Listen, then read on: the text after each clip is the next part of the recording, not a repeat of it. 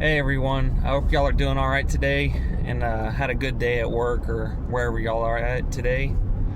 I want to share something about, some thoughts about the rat race or the hamster wheel, and also something that I talked with someone today for about 20 or so minutes about like real estate and investing.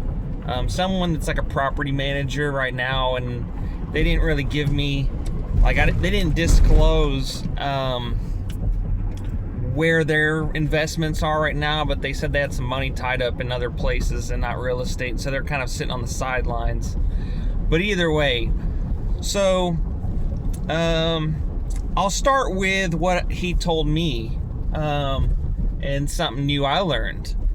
And so basically, I guess this is a national deal, that if your net worth is over $1 million, or you make annually $150,000 or more, you are what, and I don't know if you register, how that works, but you're considered a accredited investor at that point.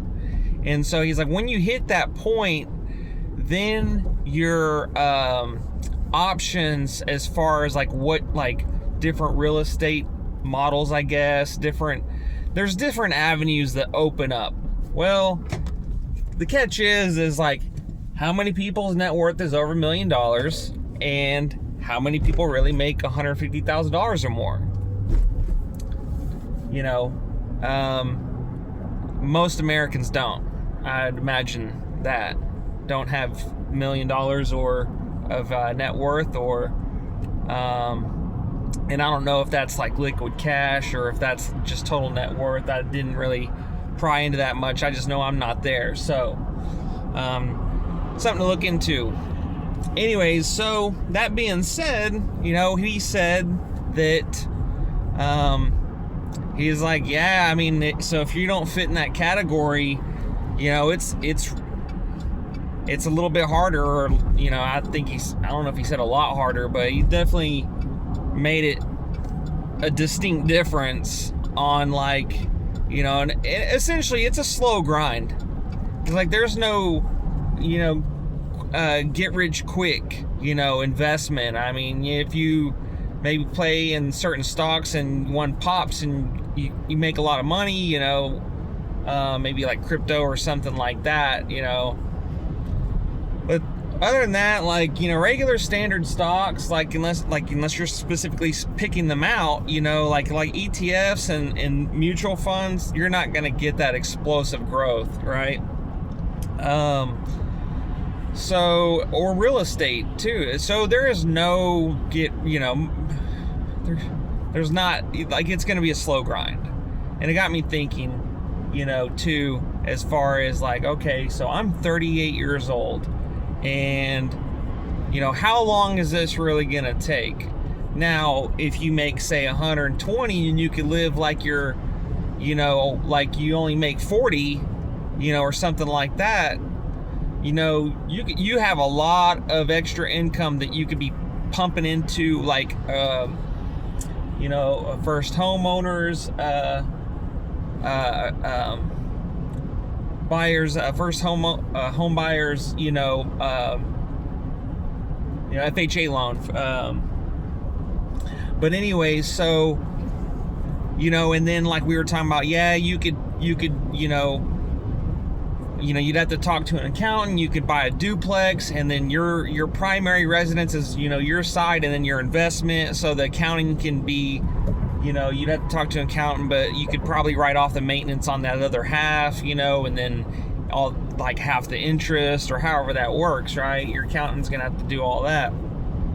It's like, okay, same with the quadplex. He thinks you can do, at least in Texas, you can go up to, and I guess this is national if you're talking about FHA loan, you could go up to 4 or maybe 6 doors, like a quadplex or sixplex or whatever. But either way, so it's like, okay, you could go that route, so, yeah, those people could be paying on rent, but you still got to have those people, which, I mean, at least here, I don't think, need housing I wouldn't say we got a shortage, but you know, I wouldn't think it'd be too big of an issue to find like a decent renter, you know. But either way, you go through the process, but now we're talking about interest rates are like 6 or 7%, you know, so, you know, you're going to be paying, basically, you know, I mean, you're going to be, you know, hit with a pretty good bill, basically. So, but the point is the slow growth, right? And, you know, now this brings up the question, you know, do you really want to grind this out for, you know, till you're 60 or 70 years old? Me, right? I'm 38. It's like, man, just to build some wealth where there's a cushion. Yeah, could you get something paid off if you're just throwing money at it and got like a renter on the other side? Probably. You know, 4 or 5 years or 6 years, 10 years or whatever, you know. So there's options, but then again, like, you know, say 5 years from now, I'll be 43 and a half, you know, and then, you know, you do that a couple more times, you know, but now you're 50 or 50, you know, whatever years old. And so I'm just thinking in general terms, obviously, you know, I think I wrote down some goals this year, and I think like in a 5-year goal was to have a few properties. So that's possible, but it's like just straight grinding, you know, like every extra money and income, maybe part-time job, you know, doing my own landscaping, or, you know, mowing, painting, you know, repairs or something like that. Just grinding. And if that's something you want to do, it's something to consider.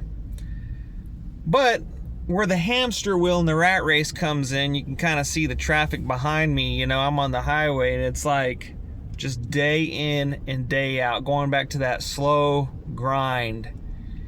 And expenses are going up, you know. It just, you know, not to sound like a Debbie Downer, you know, it's just like, we only have one life here, you know, that's it.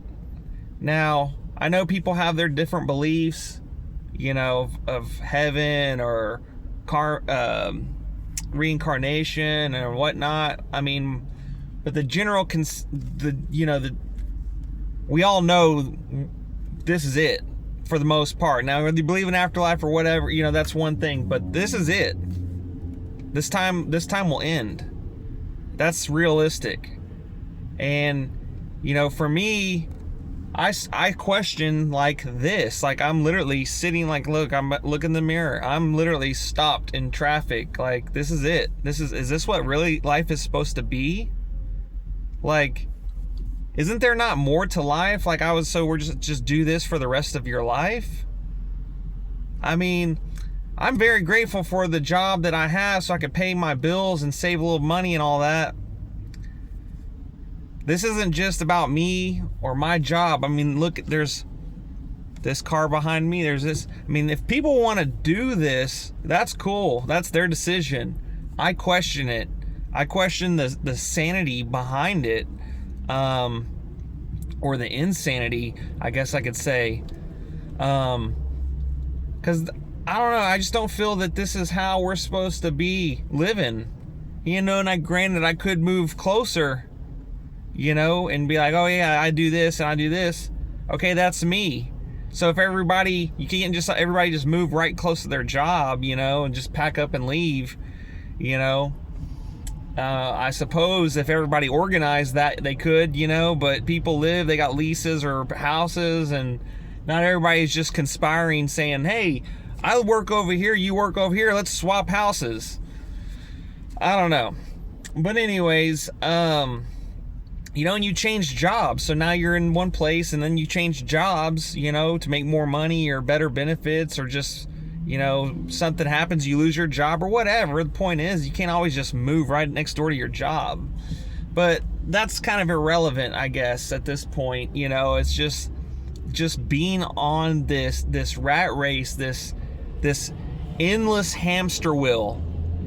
And, you know, as expenses go up, that wheel's getting faster. You got to hustle more just to keep up.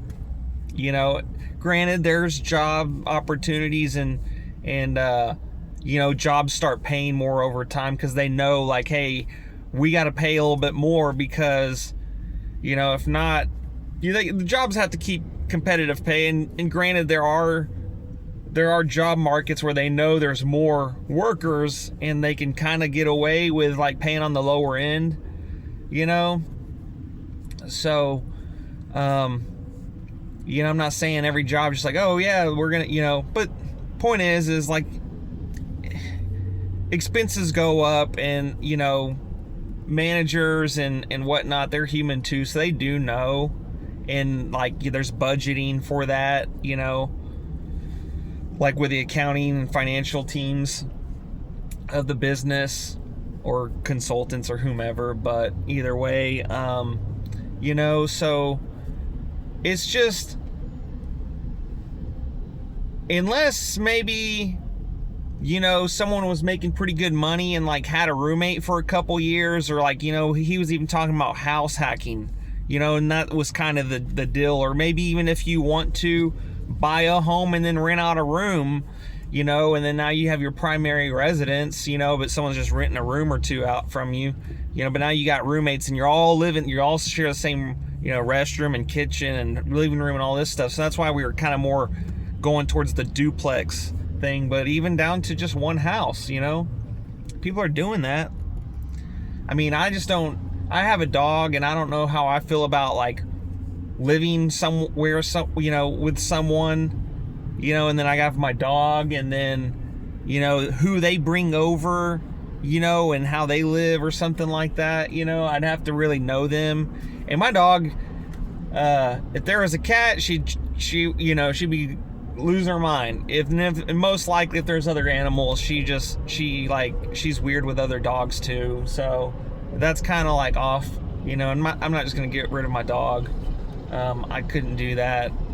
She's basically like a kid, and I know some people are like, oh, that's retarded. It's like, for you dog owners or dog family members, y'all know what I'm talking about. And so that's off the table. But I guess it's just the idea of, just constantly trying to keep up. I may sound like I'm kind of losing hope here. I'm still gonna wake up tomorrow. I'm still gonna go to work. I'm still gonna do the thing, like I've been talking about, saving and putting some money back, putting it in some silver. Silver's up at $90 an ounce now. I don't know what it is today, but yesterday evening it was it's just approaching $90. It probably broke $90 yesterday, but I haven't checked it today. Now, that's just not like, hey, granted, silver could be more valuable, right? I think it's like solid state batteries that are going to start using a bunch more silver, or like this particular battery, they're gonna need more silver for this new battery design. So there's gonna be actually a physical demand on more silver. But it's not like if silver just there. I mean, but there's all other industrial uses. But the point is, so it's like wood or something, a commodity that's like it has use and purpose. But it's also as like, they're like, gold is money basically, with a track record, and silver. But anyways, putting money into the metals or stock market and trying to like keep, like, at least have that little bit of money, my purchasing power keep up, or make some money off of dividends or whatnot. But anyways, so I'm gonna do that. I'm gonna keep continuing to do it. That's not to say that I'm still kind of, you call it indecisive, but it just goes down to this core this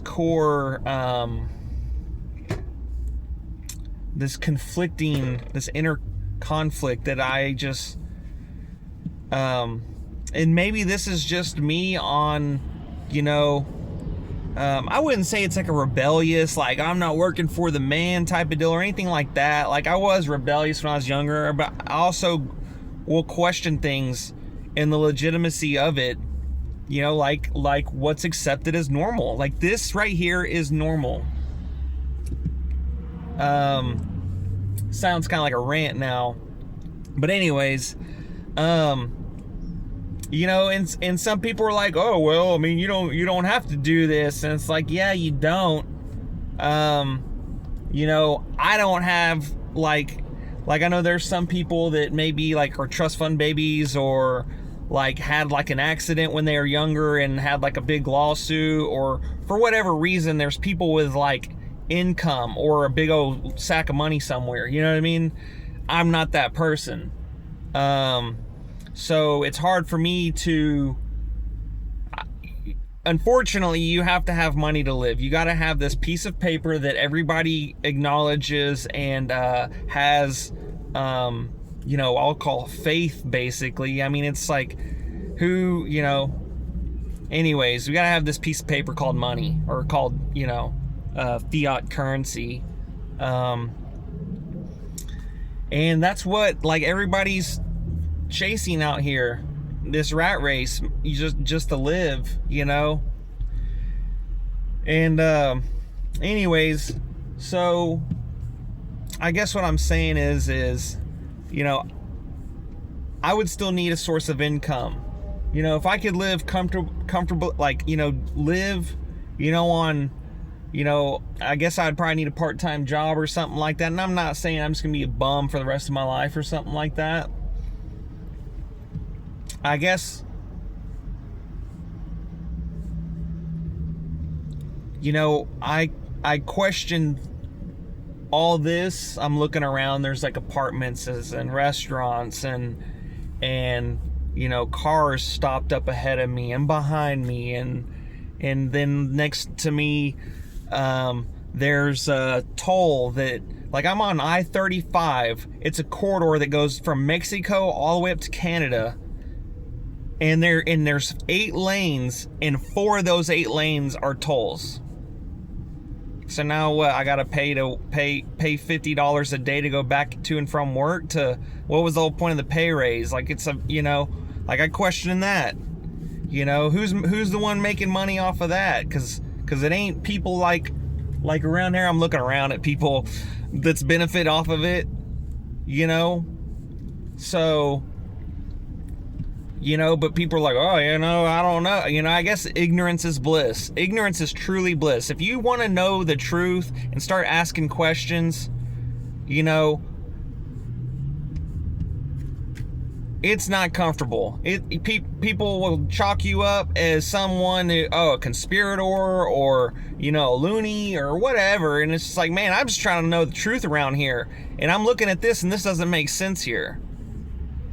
But everyone accepts it, so, like, you're the crazy one. It's like, man, it seems like a lot of y'all are just, like, me and this guy were talking.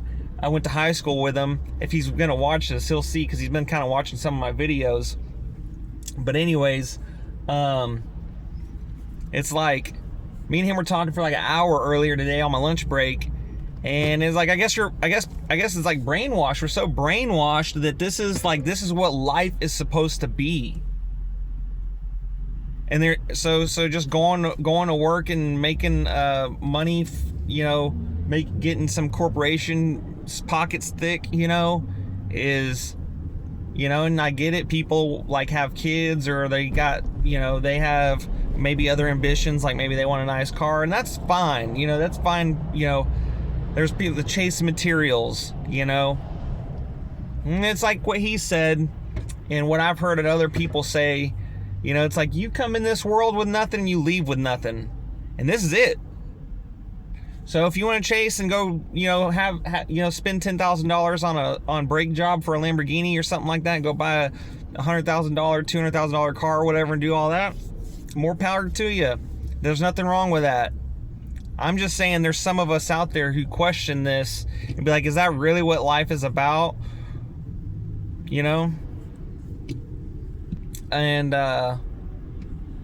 you know, it's like, there's so much more to life than obviously doing this, right? I mean, like, you know, I've seen this highway 40 times already since I've been working here or whatever, right? It's like, cool deal, you know. It's like, yeah.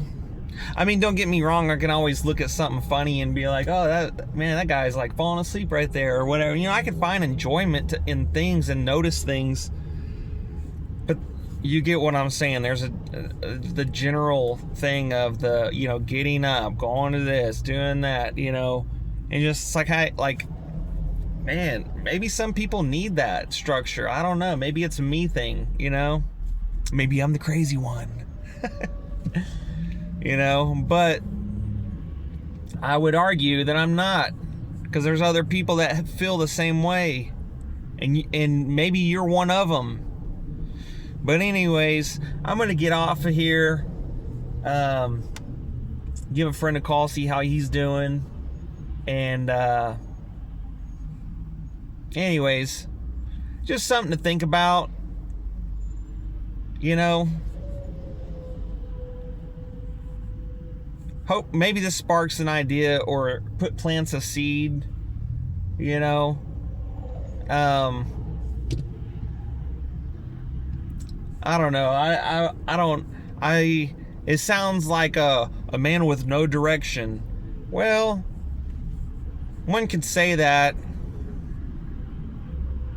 but you know, the way I look at it too is like, actually there's options, and I'm just not sure which way I want to go. It's like if I was a cattle, you know, right?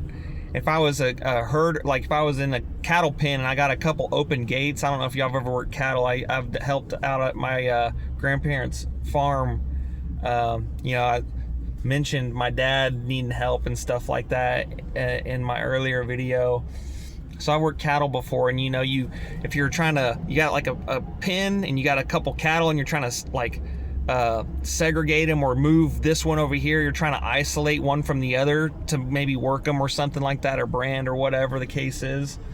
You know, you got a couple gates so you can open and shut and kind of work the cattle. You know, and so maybe all the gates are open and I just don't know which one I want to walk through, you know. But it's like, do people really have a choice if they only know that one gate's open, but they don't know that there's other gates? You know, if they can't see them, is that really, you know, maybe they don't understand or see. That would be my like counter argument, is like maybe they don't see the other options because we've been, you know, this illusion, you know, has been presented to us for so long that we can't see it any other way. So, is it really? Am I really lost, or is I'm kind of like looking down the hallway? You know, if we're in a house or something, right? I'm just trying to, you know, illustrate this for you. If I'm like kind of looking down hallways in a building, I'm like, do I want to go down that one, you know, or do I want to go down that one? And you see the doors or something like that. Like, which door do I want to walk through, right? And then there's some people that are like, they only know one option. They never were shown that side of the, you know, building or hallway or whatever. So, you know, and then they turn back and, you know, like you're crazy. You're crazy.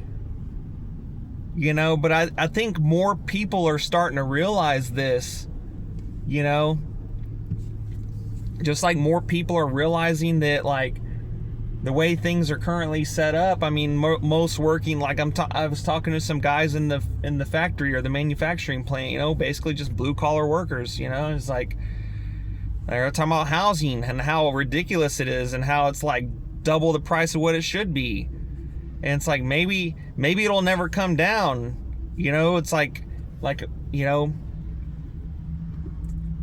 when has it ever came down? Like look back, you know, 60 years ago, you know, a house probably was like $5,000 or something, $10,000, I don't know, but you get the idea, like $20,000. Well, guess what? Now you'd be lucky to find a ran down house like in this area that would need a lot of work and probably not really livable for 80 or 100, and you're going to be like where they're trapping next door or selling, gang banging or something like that, hustling. How many people want to live there? You know what I mean? Like, you'd be lucky to find a ran down house in those kinds of neighborhoods for 80 or 100,000 that's probably not even livable. You're basically buying a lot. So, say 5x, 10x, since, this idea of like the 50s or 60s or something like that, maybe even more, 20x, and look how much cars used to cost. And yeah, someone could say, oh, well, they got more bells and whistles, they're more fuel efficient. Well, that's true, but what about as far as production? AI is supposed to make things more efficient, and we're supposed to be smarter and all this stuff. So so what's the point of it then? Like the whole, say you build a car, if I want to outsell my and make my margins like and still like hold maybe the same cost or undercut my competition, but still make my good margins, I'm going to try to figure out how to deliver the same quality car, but for a cheaper price. So whether that's maybe materials, or in this idea or argument would be efficiency. Ford assembly line, you can make cars like, very cheap. I mean, that was like the pioneer of the assembly line. But the point is like, how can we make this car faster and more efficiently and maybe cheaper, because the efficiency is going to cut down on time, which you're paying for labor.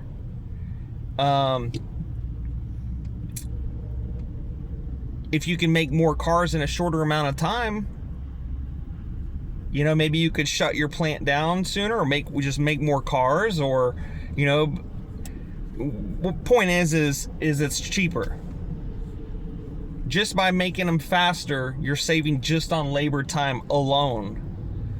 Now you're talking about automation. So now you maybe only need, which would help in efficiency. But the point is like, everything's gone up. And it's not going to stop, and it's never going to come back down. So this is the reality of things. Commodities like gas and stuff like that is going to fluctuate. Same with housing. But I mean, if you look at a chart overall, like, everything has gone up, and it's never came back down to, say, 50 years ago. Anyways, this sounds like a rant. All I'm saying is I'm still going to do my part. I'm still going to get up, go to work, try to make some money, put it back and all that stuff. I still am very indecisive, or I say indecisive. I'm still contemplating on really, how I want to go about the rest of my life. And, how do you want to go about the rest of your life? How do you see life? How do you see, your part in society? What do you think about society? Lots of actual, like,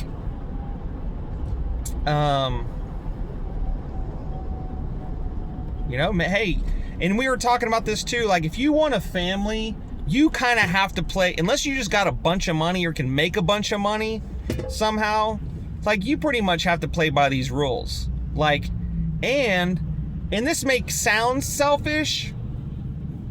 It's just an observation. I'm not saying, oh yeah, screw that. Because I don't know if I want kids still. Like, I mean, I just not now able to, like, start saving some money.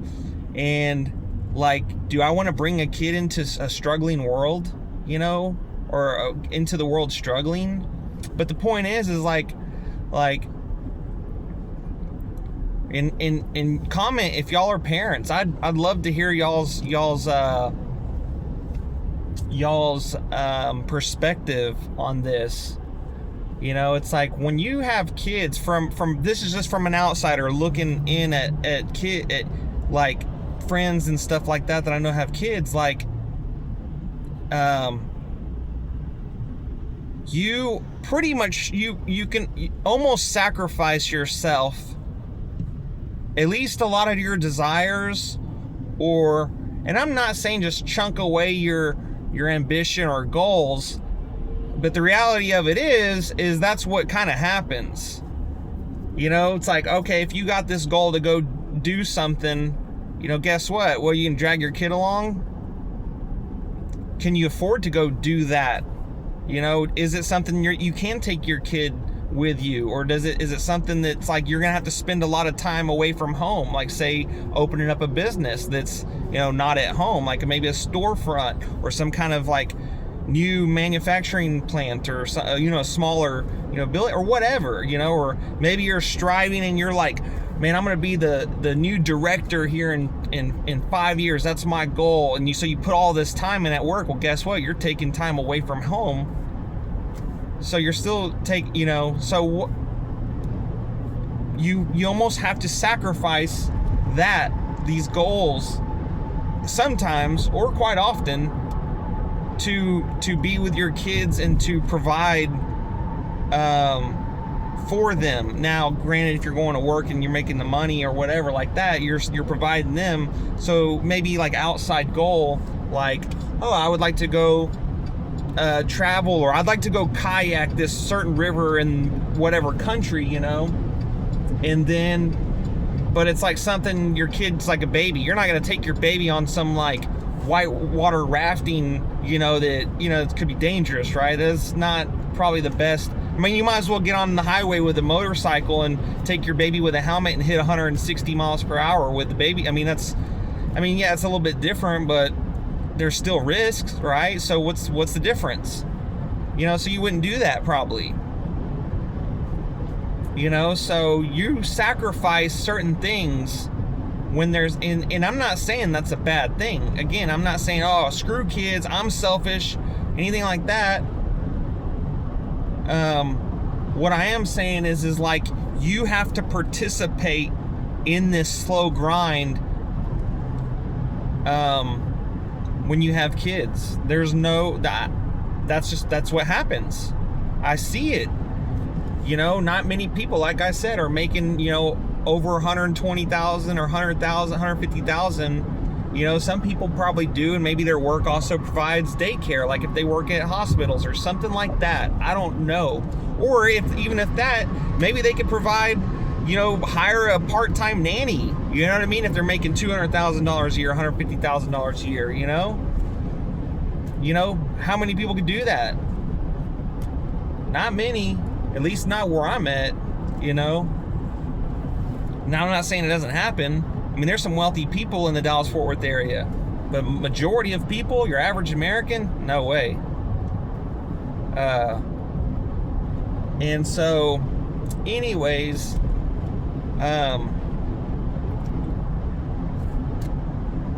you're making sacrifices.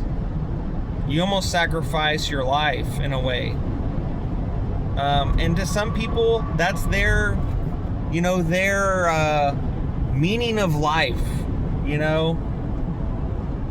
And if they're a good parent, great. I will say this though, and this is gonna sound kind of, you know, I don't know how it's gonna sound, but I know it's gonna come off kind of bad. Anyone can procreate. It doesn't take much. Like, there's a lot of people that procreate that probably shouldn't. So, you know, anyone can have kids, you know. So it's not like it's like a grand feat. You know, maybe if you're a good parent, you raise your kids, you know, and that's what matters to you in life. That's one thing, you know. But as far as like any like grand goals, you know, I don't really see like, you know, it's like, okay, so you have kids and you've worked your whole life, granted, you love your kids and everything like that, and again, maybe that's all people really care about is family, and that's great. You know, I don't talk to my family, and I'm not saying that's really made an impact on, and maybe it has made an impact on me of how I see family.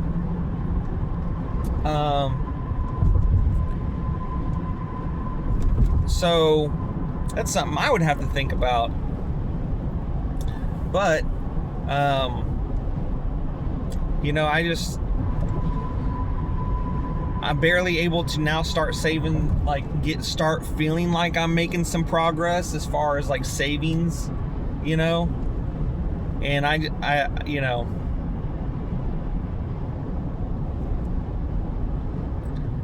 I don't think I'd feel comfortable just having kids, you know, and right now for me personally. And anyways,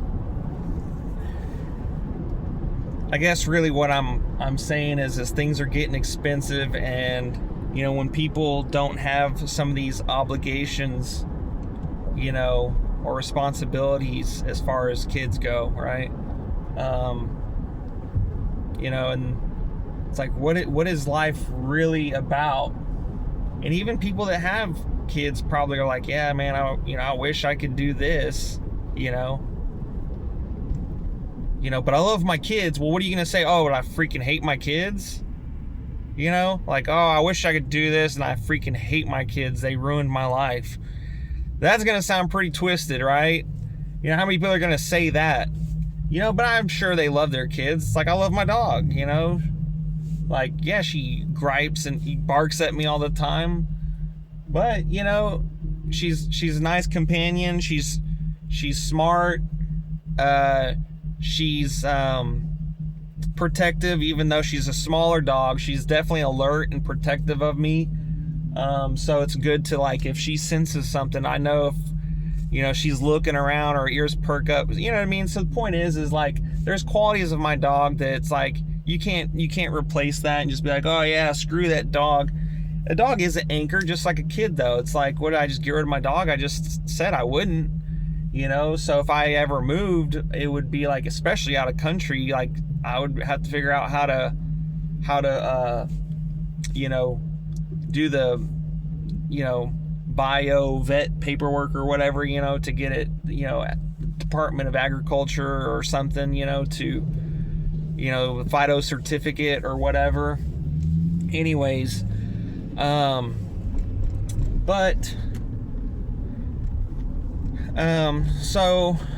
yeah, I don't doubt that people love their kids, you know, I don't doubt that.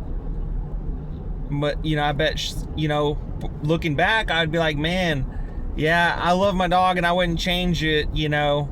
It's like, I could see though how, you know, if I didn't have or get her, like, oh, if I didn't have my kids, I'd be able to do this, you know. So there's acknowledgement there. But anyways, dang, this guy has a yield sign, but I mean, I guess he's not gonna go, so I'm gonna go ahead and go. But anyways, so yeah, I mean, all I'm saying is really looking at life, questioning really, what am I doing here? What's really the purpose of life? You know, I could go walk down the street to the store or whatnot, have a conversation with someone, or just, you know, acts of kindness, open the door for someone or anything like that, you know. You know, so it's not like I'm like, definitely not like homicidal or suicidal, nothing like that, right? Like, this is just legitimate question of, you know, are we supposed to be doing this?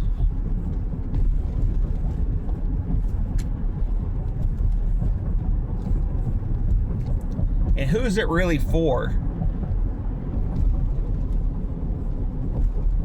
You know, we're supposed to live in like the greatest times of our life, you know, of history.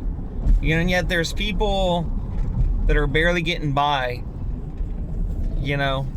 But it's the greatest time ever. And granted, probably so, right? They, you know, we used to get chased by, you know, tigers and bears and, you know, I guess dinosaurs or whatever, right? There's predators that would, you know, we'd have to watch out for, and, you know, sicknesses and all this other stuff. Yeah, I get that. Okay. There's so much, so many resources concentrated in just a few, you know, entities. When I say that, I mean like corporations. And we're working for these corporations that are like, you know, is some creation of man. And it's the people that are like at the top of these corporations that are just raking in cash. Just hand over fist, just millions of dollars. And you got these little freaking, you know, not trying to, you know, offend anyone, you know, worker mice, just running on their little hamster wheel, just trying to keep up.